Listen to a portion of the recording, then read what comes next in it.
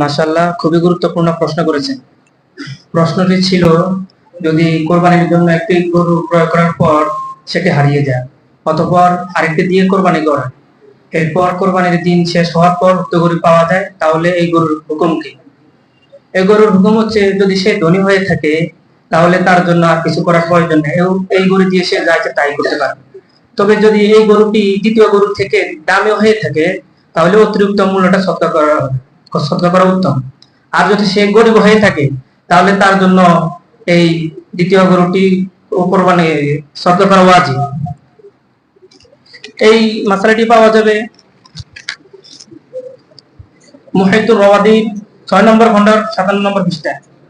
তাকিরুন ইশতারা উদহিয়াতান ফাদাআত ফাশতারা Ukhra মাকানা فضحى بالثانية ثم وجد الأولى في أيام النحر فعليه أن يضحي بهما لأن الوجوب على الفقير بالشراء والشراء قد فتعدد الوجوب إن مضى أيامها تصدق بها حية لأنه انتقل الواجب من إراقة الدم إلى التصدق بخلاف الغني لأن الوجوب عليه بإيجاب الشرع والشرع لم يوجب عليه إلا أضحية واحدة।